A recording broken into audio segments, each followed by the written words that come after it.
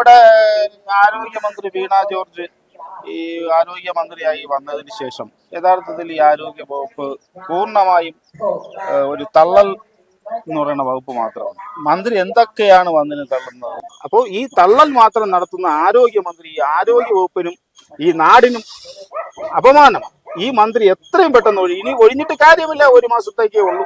എങ്കിൽ പോലും സ്വല്പമെങ്കിലും അന്തസ്സോ അഭിമാനമോ ഉണ്ടെങ്കിൽ ആരോഗ്യ വകുപ്പ് മന്ത്രിയായി തുടരാൻ എനിക്ക് അർഹതയില്ല എന്ന് ആരോഗ്യമന്ത്രി പറയാൻ തയ്യാറാവണം. നമസ്കാരം. കയ്യിൽ മുള്ളു തറച്ചു എന്ന് പറയുന്ന ലാഘവത്തോടു കൂടെയാണ് ഇപ്പോൾ ഓരോ വാർത്തകളും ആരോഗ്യ മേഖലയുമായി ബന്ധപ്പെട്ട് പുറത്തു വരുന്നത്. കോഴിക്കോട് നിന്നാണ് നമ്മൾ ആദ്യം തന്നെ ഏറ്റവും ഞെട്ടിപ്പിക്കുന്ന ആ ഒരു വാർത്ത കേൾക്കുന്നത്. അതായത് ശസ്ത്രക്രിയക്കിടെ ആശുപത്രിയിൽ നിന്ന് സിസേറിയൻ നടത്തുന്നതിന്റെ ഭാഗമായിട്ടുള്ള കത്രിക വയറിൽ കുടങ്ങി എന്നുള്ള സംഭവം. ഇപ്പോൾ തുടരെ ഇത്തരത്തിലുള്ള സംഭവങ്ങൾ ഓരോന്നോരോന്നായി റിപ്പോർട്ട് ചെയ്യപ്പെടുമ്പോഴും ആരോഗ്യ വിഭാഗത്തിന്റെ ഭാഗത്തു നിന്നുണ്ടാകുന്ന മറുപടി എന്ന് പറയുന്നത് ശ്രദ്ധയിൽപ്പെട്ടിട്ടുണ്ട്, നടപടിയെടുക്കാം എന്നുള്ളതാണ്. ഇനിയും എത്ര ജീവനുകളാണ് ഇത്തരത്തിൽ ഭയപ്പെട്ട് നിൽക്കുക എന്നുള്ളൊരു ചോദ്യം ഇവിടെ നിൽക്കുന്നുണ്ട്. എന്തായാലും ഇത്തരം വിഷയങ്ങളിൽ എപ്പോഴും ഇടപെടുന്ന ഒരാളാണ് ശ്രീകുമാർ. പ്രത്യേകിച്ച് ആരോഗ്യ മേഖലയിൽ ഉണ്ടാകുന്ന ഏറ്റവും വലിയ പിഴവുകളെ ചൂണ്ടിക്കാണിച്ചുകൊണ്ട് അദ്ദേഹം രംഗത്തേക്ക് വരാറുണ്ട്. ഇപ്പോൾ നമ്മളോടൊപ്പം ഉള്ളത് അദ്ദേഹം തന്നെയാണ്. സർ, ഇന്നും കൂടെ ഇതേപോലുള്ള ഒരു വാർത്ത പുറത്തു വരുന്നുണ്ട്. അതായത് കൈക്ക് വേണ്ടി ചികിത്സയ്ക്ക് പോയ ഒരാളുടെ കൈ ബാൻഡേജ് വെച്ച് കെട്ടുന്നു.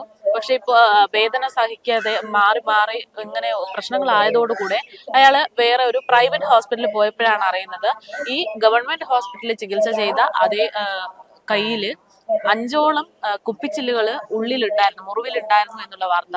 എന്താണ് ശരിക്കും നമ്മുടെ കേരളത്തിലെ ഈ ഒരു ആരോഗ്യ മേഖലയിൽ സംഭവിച്ചുകൊണ്ടിരിക്കുന്നത്? ഈ ആരോഗ്യ വകുപ്പിൽ നിന്ന് പുറത്തു വരുന്ന വാർത്തകൾ ഒന്നും തന്നെ പുതുമയില്ലാതെ ആയി മാറിയിരിക്കുകയാണ്. ഇപ്പോ വയറിൽ കത്രിക ഇതാദ്യ സംഭവമല്ല, നിരന്തരമായി മാറിക്കൊണ്ടിരിക്കുകയാണ്. ഇപ്പോ കയ്യിൽ കുപ്പിച്ചില്ല് ഉണ്ടായിരുന്നു എന്ന് പറഞ്ഞാൽ നമുക്ക് സഹിക്കാം. പക്ഷെ ഒരു പാവപ്പെട്ട ഒരു കൊച്ചു പെൺകുട്ടി ചെന്നപ്പോൾ കൈ മുറിച്ചു കളഞ്ഞു. അപ്പോൾ നമുക്കിത് ഒരു സ്ഥിരമായ ഒരു വാർത്ത ആയതോടുകൂടി ഇതിന്റെ പ്രാധാന്യം തന്നെ ഇല്ല. എനിക്ക് തോന്നുന്നു നമ്മുടെ ആരോഗ്യമന്ത്രി വീണ ജോർജ് ഈ ആരോഗ്യമന്ത്രിയായി വന്നതിന് ശേഷം യഥാർത്ഥത്തിൽ ഈ ആരോഗ്യ വകുപ്പ് പൂർണ്ണമായും ഒരു തള്ളൽ എന്ന് പറയുന്ന വകുപ്പ് മാത്രമാണ്. മന്ത്രി എന്തൊക്കെയാണ് വന്നിന് തള്ളുന്നത്? നമ്പർ 1, നമ്പർ 2 എന്നൊക്കെ പറഞ്ഞ് ഇങ്ങനെ തള്ളലല്ലാത്ത വേറെ ഒന്നും അവിടെ ഇല്ലാത്തൊരു സാഹചര്യമാണ്. ഇപ്പോ ഈ മന്ത്രിയുടെ കാലത്താണെന്ന് തോന്നുന്നു ഇങ്ങനെ പുതിയൊരു സംവിധാനം. സർജറി ചെയ്യാൻ പോകുന്ന സ്ത്രീകളുടെ വയറ്റിൽ കത്രിക കൂടി ഫിറ്റ് ചെയ്ത് തച്ചുവിടും. ഇത് 1ആയി 2ആയി 3ആയി നിരന്തരമായി കൊണ്ടിരിക്കുകയാണ്. അപ്പോഴെല്ലാം ഈ കഴിഞ്ഞ കുറെ നാളുകളായി മന്ത്രിയെ കാണാനില്ലായിരുന്നു. ഇങ്ങനൊരു സംഭവം വന്നപ്പോൾ വീണ്ടും അടുത്ത തള്ളലുമായിട്ട് വന്നിട്ടുണ്ട്. നടപടിയെടുക്കും, റിപ്പോർട്ട് തേടും. ഇത് എത്രാമത്തെ റിപ്പോർട്ട് തേടിയിട്ടുണ്ട്? ഏതെങ്കിലും ഒരു റിപ്പോർട്ടിൽ എന്തെങ്കിലും ഒരു കാര്യത്തിൽ ഒരു തീരുമാനം ഈ മന്ത്രി എടുത്തതായിട്ട് ഞങ്ങളെ പോലെയുള്ള പൊതുപ്രവർത്തകർ അറിയില്ല, നിങ്ങളെ പോലെയുള്ള മാധ്യമ പ്രവർത്തകർക്ക് അറിയാമോ എന്ന് എനിക്കറിയാം. പക്ഷെ ഇത്രയും ഈ വകുപ്പിനെ നിഷ്ക്രിയമാക്കി കളഞ്ഞു. ഇപ്പൊ നമുക്ക് സംസ്ഥാനത്ത് തന്നെ ഡോക്ടർമാര് മുഴുവൻ സമരത്തിലാണ്. രോഗികൾക്ക് മെഡിക്കൽ കോളേജിൽ പോയാൽ ഒരു ചികിത്സയും കിട്ടുന്നില്ല. OP ആയാലും സർജറി ചെയ്യേണ്ട പേഷ്യന്റ് ഒന്നും തന്നെ കിട്ടുന്നില്ല. അപ്പോൾ ഈ തരത്തിൽ സംസ്ഥാനത്തെ ഡോക്ടർമാരോട് പ്രതികാര നടപടി, ധിക്കാരവും അഹങ്കാരവും. നിങ്ങൾ സമരം നിർത്തിയിട്ട് വരൂ. ഇവിടെ ഇടതുപക്ഷ ഗവൺമെന്റ് ആണ് ഭരിക്കുന്നത്. ഇപ്പോ നിരവധിയായ സമരങ്ങൾ ചെയ്ത് അവകാശങ്ങൾ നേടിയെടുത്ത് ആ അവകാശങ്ങൾക്ക് വേണ്ടി ശക്തമായ നിലകൊണ്ട പ്രസ്ഥാനമാണ് ഇടതുപക്ഷ പ്രസ്ഥാനം എന്നൊക്കെയാണ് പറയുന്നത്. ഡോക്ടർമാർ അവരുടെ അർഹമായ ആവശ്യങ്ങൾ, ആനുകൂല്യങ്ങൾ, അവകാശങ്ങൾക്ക് വേണ്ടി സമരം ചെയ്യുമ്പോൾ നിങ്ങൾ സമരം നിർത്തിയിട്ട് വന്നാൽ മാത്രമേ നിങ്ങളുമായി ചർച്ചയുള്ളൂ എന്ന് ഒരു ഭാഗത്ത് പറയുമ്പോൾ, ഒരു ഭാഗത്ത് DHSന്റെ ഇപ്പൊ നെടുമങ്ങാട് ആശുപത്രി, അത് DHSന്റെ ആശുപത്രിയാണ്, മെഡിക്കൽ കോളേജിന്റെ കീഴിലുള്ള അല്ല.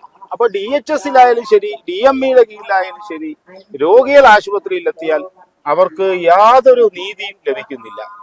ചികിത്സിക്കുകയാണെങ്കിൽ ചികിത്സിക്കുന്ന രോഗി മരിക്കും, ഗർഭിണിയാണെങ്കിൽ ഗർഭിണി മരിക്കുകയാണ്. ഇപ്പൊ ഒരു തരത്തിലും നമുക്ക് നീതി ലഭിക്കുന്നില്ല. പാവപ്പെട്ട പണസമ്പന്നരെ കുറിച്ച് സംബന്ധിച്ചാണെങ്കിൽ അവർക്ക് സ്വകാര്യ ആശുപത്രിയിൽ ലക്ഷക്കണക്കിന് രൂപ കൊടുത്താൽ 5 സ്റ്റാർ ആശുപത്രി ധാരാളമുണ്ട്, അവിടെ പോയി ചികിത്സിക്കാം. പക്ഷെ പാവപ്പെട്ട സാധാരണ മനുഷ്യന്മാർക്ക് ഇവിടെ ഒരു അടിസ്ഥാന സൗകര്യം ലഭിക്കത്തില്ല. സംസ്ഥാനത്ത് 14 മെഡിക്കൽ കോളേജ് ഉണ്ടെന്നാണ് പറയുന്നത്. 14 മെഡിക്കൽ കോളേജിൽ 9 മെഡിക്കൽ കോളേജും ഉള്ളത് ഒരു ബോർഡും ഒരു കട്ടിലും മാത്രമാണ് അവിടെ ഉള്ളത്. അവിടെ തിയേറ്ററുകളില്ല, ഡോക്ടർമാരില്ല, മറ്റു സജ്ജീകരണങ്ങളില്ല. ഒരു തരത്തിലും ആരോഗ്യ വകുപ്പ് ഒരു മികവും ഈ 5 വർഷക്കാലമോ 10 വർഷക്കാലവും കാണിച്ചിട്ടില്ല. ഈ ആരോഗ്യമന്ത്രിയെ സംബന്ധിച്ച് ഇത് ചുക്കും ചുണ്ണാമ്പും തിരിച്ചറിഞ്ഞുകൂടാത്ത ഒരു ആരോഗ്യമന്ത്രിയാണ്. ഇവരൊരു മുമ്പ് ഒരു മാധ്യമ പ്രവർത്തകർ, ആ മാധ്യമ പ്രവർത്തനം എനിക്ക് തോന്നുന്നു നന്നായിട്ട് നടത്തിയ ഒരാളാണ്. പക്ഷെ ആരോഗ്യമന്ത്രി എന്ന നിലയ്ക്ക് ഈ തള്ളൽ എന്നുള്ള നടപടി അല്ലാതെ ഈ ആരോഗ്യ വകുപ്പിനെ കുറിച്ച് യാതൊരു ധാരണയുമില്ല. ഇന്നലെ തന്നെ ഈ KGMCTയുടെ പ്രസിഡന്റ് ആയിട്ടുള്ള ഒരു വനിതാ ഡോക്ടർ പറഞ്ഞു, ഈ ഈ മന്ത്രി ഇതിനെ സംബന്ധിച്ച് ഒന്നും അറിഞ്ഞു, മന്ത്രി ഒന്നും പഠിച്ചിട്ടില്ല. അത് നമുക്കെല്ലാം നേരത്തെ തന്നെ ബോധ്യമായ മന്ത്രിക്ക് ഒരു ചുക്കും ചുണ്ണാമ്പും അറിയില്ലെന്നും ഇതിനെ സംബന്ധിച്ച് യാതൊരു തലത്തിൽ പഠനവും നടത്താത്ത ആളാണ്. ഈ കൂടെയുള്ള സ്റ്റാഫുകൾ പറഞ്ഞു കൊടുക്കുന്ന കാര്യങ്ങൾ അതുപോലെ മീഡിയയുടെ മുമ്പിൽ വന്ന് പ്രസന്റ് ചെയ്തിട്ട് പോകുന്ന ഒരു മന്ത്രി. ഈ മന്ത്രി ഈ സംസ്ഥാനത്തിന്റെ ആരോഗ്യ വകുപ്പിന് വലിയ ബാധ്യതയായി മാറിയിരിക്കുകയാണ്. തകർന്നടിച്ചിരിക്കുകയാണ്. രോഗികൾ സാറ്റിസ്ഫാക്ഷൻ ഇല്ല, ഡോക്ടർമാർക്കില്ല, മറ്റ് ജീവനക്കാർക്കില്ല. ഇപ്പൊ നമ്മുടെ മെഡിക്കൽ കോളേജ് 9 മെഡിക്കൽ കോളേജ് വെറും പേരിന് വേണ്ടിയാണ്. അവിടെ പഠിക്കുന്ന വിദ്യാർത്ഥികളുടെ അവസ്ഥ ഒന്ന് ആലോചിച്ച് നോക്കും. പണ്ട് ചൈനയിൽ നിന്നും MBBS എടുത്തു വരുന്ന ആ വിദ്യാർത്ഥികളുടെ ക്വാളിറ്റി പോലും ഇല്ലാത്ത തരത്തിൽ, കാര്യം അടിസ്ഥാന സൗകര്യങ്ങളില്ലാതെ മെഡിക്കൽ കോളേജ് പഠിച്ചപ്പോൾ വയനാടായാലും കോന്നി ആയാലും കാസർഗോഡായാലും പാലക്കാടായാലും ഇവിടെയൊക്കെ മെഡിക്കൽ കോളേജ് ഉണ്ട് പേരിന്. പക്ഷെ ഇവിടെ പഠിക്കുന്ന വിദ്യാർത്ഥികളുടെ അവസ്ഥ ചൈനയിൽ നിന്ന് പഠിച്ചിറങ്ങുന്ന വിദ്യാർത്ഥികളുടെ ക്വാളിറ്റി പോലും ഇല്ലാതെ നിലവാരമില്ലാത്ത ഡോക്ടർമാരെ സൃഷ്ടിക്കുന്ന തരത്തിലാണ്. അവർക്ക് യാതൊരു തരത്തിലുള്ള അടിസ്ഥാന സൗകര്യങ്ങളും പഠിക്കാനുള്ള സാഹചര്യങ്ങളും ഇല്ലാതെയാണ് പഠിച്ചു വരുന്നത്. അപ്പോൾ ഇതുകൊണ്ട് എന്താണ് ഗുണം? യഥാർത്ഥത്തിൽ നമ്മുടെ മെഡിക്കൽ ആരോഗ്യ വകുപ്പിൽ 400ഓളം ഡോക്ടർമാരുടെ ഒഴിവുകളുണ്ട്. ഞാൻ മനസ്സിലാക്കുന്ന ഈ 400 ഒഴിവുകൾ കിടക്കുമ്പോൾ ആദ്യകാലത്തെ 5 മെഡിക്കൽ കോളേജുകളിൽ നിന്നും ഇവിടെ നിന്ന് ഡോക്ടർമാരെ 2 മാസത്തേക്ക് അവിടെ അയക്കുന്നു, അത് കഴിഞ്ഞ് 2 മാസം ഇപ്പുറത്ത് അയക്കുന്നു, ഇവിടെ നിന്ന് അപ്പുറത്തോട്ടാക്കുന്നു. ഇങ്ങനെ ഡോക്ടർമാർക്ക് ഒരിടത്ത് സ്ഥിരമായി നിന്ന് ജോലി ചെയ്യാൻ കഴിയുന്നില്ല. അതുകൊണ്ട് തന്നെ നിരവധിയായ ഡോക്ടർമാർ കഴിഞ്ഞ 1 വർഷത്തിനുള്ളിൽ സ്വയം വിരമിച്ച് അവര് പുറത്തുപോയി. അപ്പോൾ ആ തരത്തിൽ ഡോക്ടർമാർ സ്വയം വിരമിച്ചു പോവുകയാണ്. അപ്പോൾ സമരം നടത്തുന്ന ഡോക്ടർമാരെ കുറിച്ച് ഞാൻ കഴിഞ്ഞ ദിവസങ്ങളിലൊക്കെ അവരോട് പോയി സംസാരിച്ചപ്പോൾ മനസ്സിലാക്കുന്നത്, അടുത്ത മാർച്ച് ഏപ്രിൽ മാസത്തോടുകൂടി തിരുവനന്തപുരം മെഡിക്കൽ കോളേജിൽ 10-12 ഡോക്ടർമാർ റിട്ടയർഡ് ആവില്ല. കേരളത്തിലെ എല്ലാ മെഡിക്കൽ കോളേജിൽ നിന്ന് കൂടി ഏകദേശം 60-70ഓളം പേര് റിട്ടയർഡ് ആകുമ്പോൾ അവര് ഈ റിട്ടയർമെന്റിന് കാത്തു നിൽക്കാതെ ജോലി രാജിവെക്കാൻ തയ്യാറായി. ഈ സമരം ചെയ്ത് അവരുടെ ആവശ്യത്തിന് വേണ്ടി സമരം ചെയ്ത് കണ്ണ് തുറക്കാത്ത, അല്ലെങ്കിൽ അവരോട് സഹാനുഭൂതി കാണിക്കാത്ത ഗവൺമെന്റിന്റെ ഈ നടപടി പ്രതിഷേധിച്ച് അവർ രാജിവെക്കാൻ പോവുകയാണെന്ന് ഡോക്ടർമാർ രാജിവെക്കാൻ പോകണം. 3 മാസം കഴിഞ്ഞ് റിട്ടയർഡ് ആവാൻ പോകും. ഈ 1 വർഷത്തിനുള്ളിൽ തന്നെ റിട്ടയർഡ് ആവാൻ പോകുന്നവര് DMAക്ക് കത്ത് നൽകാൻ പോവുകയാണ്, സ്വയം വിരമിച്ചുകൊണ്ട്. അപ്പോൾ ഇവരുടെ ന്യായമായ പ്രതിഷേധങ്ങൾ കാണാത്തത് കൊണ്ട് അവർ കർശന നടപടിയിലോട്ട് പോകുമ്പോൾ നിലവിൽ തന്നെ 400 ഡോക്ടർമാരുടെ ഒഴിവുള്ളെടുത്ത് ഈ 150ഓളം 200ഓളം ഡോക്ടർമാർ കൂടി രാജിക്ക് തയ്യാറാകുന്നതോടുകൂടി ഈ ആരോഗ്യ മേഖല പൂർണ്ണമായി സ്തംഭിക്കുകയാണ്. ഇപ്പോൾ തന്നെ സൂപ്പർ സ്പെഷ്യാലിറ്റി വിഭാഗത്തിൽ മെഡിക്കൽ കോളേജ് ചില ഡിപ്പാർട്ട്മെന്റ് 1 ഡോക്ടറാണ്. കോട്ടയം പോലെയുള്ള ആശുപത്രി സൂപ്പർ സ്പെഷ്യാലിറ്റി വിഭാഗത്തിൽ പലപ്പോഴും ഡോക്ടർമാരില്ല, 1 ഡോക്ടർ പോലും ഇല്ല. ഇതൊക്കെ കണ്ടുകൊണ്ടാണ് പറയുന്നത് നമ്പർ 1 എന്ന് പറയുന്നത്. അപ്പോൾ ഈ തള്ളൽ മാത്രം നടത്തുന്ന ആരോഗ്യമന്ത്രി ഈ ആരോഗ്യ വകുപ്പിനും ഈ നാടിനും അപമാനമാണ്. ഈ മന്ത്രി എത്രയും പെട്ടെന്ന് ഇനി ഒഴിഞ്ഞിട്ട് കാര്യമില്ല, 1 മാസത്തേക്കേ ഉള്ളൂ. എങ്കിൽ പോലും സ്വല്പമെങ്കിലും അന്തസ്സോ അഭിമാനമുണ്ടെങ്കിൽ ആരോഗ്യ വകുപ്പ് മന്ത്രിയായി തുടരാൻ എനിക്ക് അർഹതയില്ല എന്ന് ആരോഗ്യമന്ത്രി പറയാൻ തയ്യാറാവണം. അതോടൊപ്പം ഈ പാവപ്പെട്ട രോഗികൾ ഈ വൈറൽ കത്രികയും അതുപോലെയുള്ള ഉപകരണങ്ങൾ വെച്ചുകൊണ്ട് 5 വർഷവും 10 വർഷവും ഒക്കെയാണ് രോഗികൾ ജീവിച്ചത്. അവർക്ക് അർഹമായ നഷ്ടപരിഹാരം കൊടുക്കണം. കോഴിക്കോട് ഈ സുമയ്യ തന്നെ കഴിഞ്ഞ മാസവും മന്ത്രിയുടെ വീടിന് മുമ്പിൽ സമരം ചെയ്തു. അപ്പോൾ അവർക്ക് മന്ത്രിയാണ് പറഞ്ഞത് അവർക്ക് കൃത്യമായ നഷ്ടപരിഹാരം കൊടുക്കും.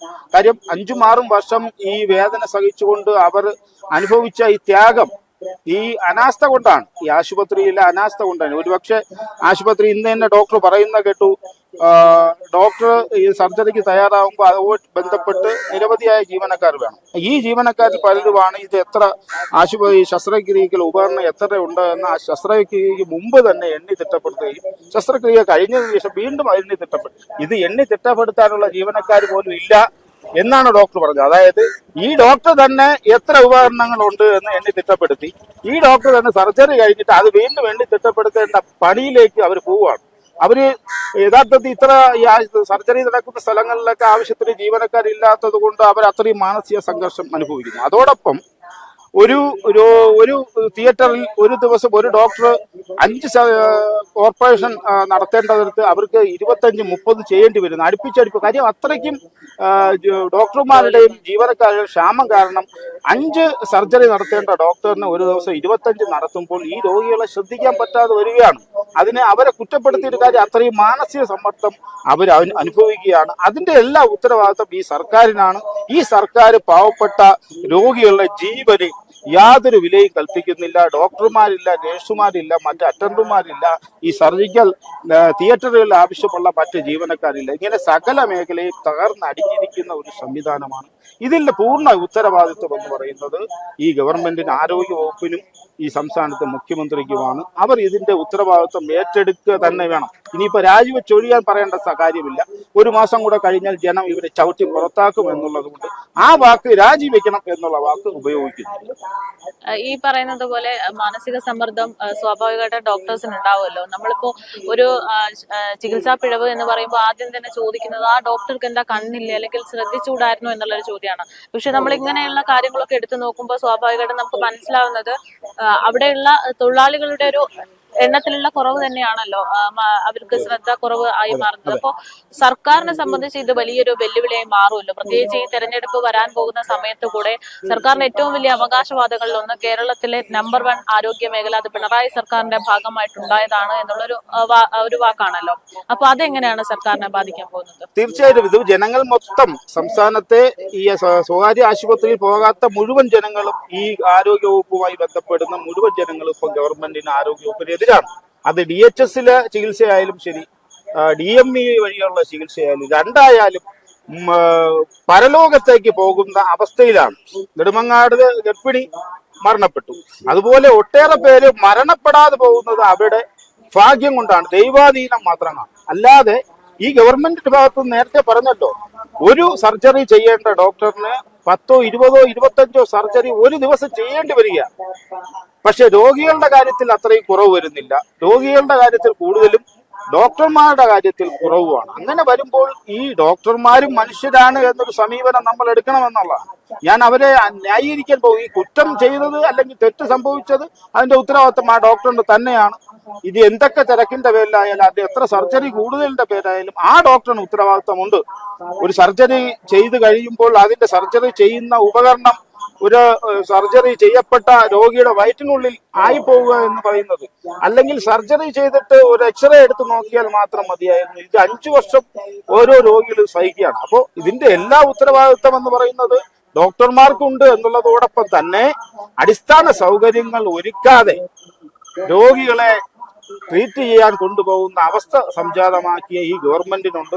ഈ ഗവൺമെന്റ് കാരണം നിരവധി പേരെ ജീവൻ നഷ്ടപ്പെട്ട ചരിത്രമുണ്ട്. ചികിത്സിക്കാൻ നമ്മൾ ആശുപത്രിയിൽ പോയാൽ രോഗിക്ക് മാത്രമല്ല കൂട്ടിരിപ്പുകാരും കൂടെ മരണപ്പെടും. കോട്ടയത്ത് നമ്മൾ കണ്ടതാണ്. കോട്ടയം മെഡിക്കൽ കോളേജിൽ ചികിത്സയ്ക്കായി ചെന്ന കുട്ടിയുടെ അമ്മ ഇതുപോലെ കെട്ടിടം തകർന്നു വീണ് മരിച്ചു. അപ്പൊ ഇങ്ങനെ നിരന്തരം മരണം ഉറപ്പാക്കി മാറ്റുന്ന തരത്തിൽ ആരോഗ്യ വകുപ്പ് തകർന്നിരിക്കുന്നു. കഴിഞ്ഞ എത്രയോ ദിവസമായി നമ്മുടെ സർക്കാർ ആശുപത്രിയിൽ ചെന്നാൽ OPയിൽ ഡോക്ടറില്ല, അവർ സമരത്തിലാണ്. തിയേറ്ററിൽ ഡോക്ടറില്ല, സമരത്തിലാണ്. സമരം ചെയ്യുന്ന ഡോക്ടർമാരെ കുറ്റപ്പെടുത്തുക എന്നുള്ളത് മാത്രമല്ല പറയുന്നത്, അവർക്ക് സമരം ചെയ്യാൻ അവകാശമുണ്ട്. പക്ഷെ അവരുടെ സമരത്തോട് ഒരു സാമാന്യ മര്യാദയോടുകൂടി അവരെ ചർച്ചയ്ക്ക് പോലും വിളിക്കാത്ത ഒരു ഗവൺമെന്റ്. അഭിമാന പ്രശ്നമാണ് അവരെ ചർച്ചയ്ക്ക് വിളിച്ച് സമരം അവസാനിപ്പിച്ചാൽ അത് അഭിമാന പ്രശ്നമായി ഈ ആരോഗ്യ വകുപ്പും മന്ത്രിയും കാണുന്നത് ഗുരുതരമായ തെറ്റാണ്. അവരെ ചർച്ചയ്ക്ക് വിളിക്കുക, അവർ ആവശ്യപ്പെടുന്നത് ഒന്നും തന്നെ അന്യായമായ കാര്യം. അവര് ആവശ്യപ്പെടുന്ന ഒന്ന് അവരുടെ ശമ്പള പരിഷ്കരണം. കഴിഞ്ഞ 10 വർഷമായി നടപ്പാക്കാത്ത ശമ്പള പരിഷ്കരണമാണ്. മറ്റെല്ലാ ജീവനക്കാർക്കും അത് നൽകിയിട്ടുണ്ട്. പക്ഷെ മെഡിക്കൽ കോളേജ് ഡോക്ടർമാർക്കും മാത്രമാണ് അത് ലഭിക്കാത്തത്. അതുപോലെ അവരാവശ്യപ്പെടുന്ന ആവശ്യത്തിന് ഡോക്ടർമാരെ നിയമിക്കുക.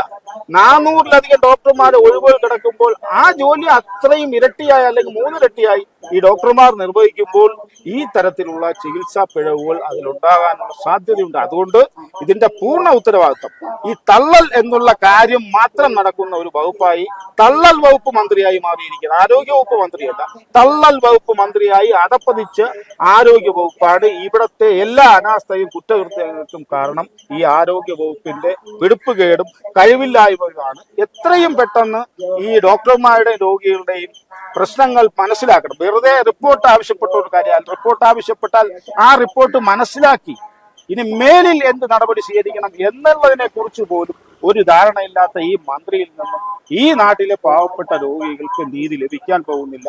നേരത്തെ പറഞ്ഞതുപോലെ 1 മാസം കൂടി കഴിയുമ്പോൾ ഈ കേരളത്തിലെ ജനത ഈ മന്ത്രിയെയും ഈ മന്ത്രിസഭയെയും ചവിട്ടി പുറത്താക്കും. അതുവരെ കാത്തിരിക്കാനേ പറ്റൂ എന്നുള്ള ദയനീയ സാഹചര്യമാണ് കേരളത്തിലെ ജനസമൂഹം.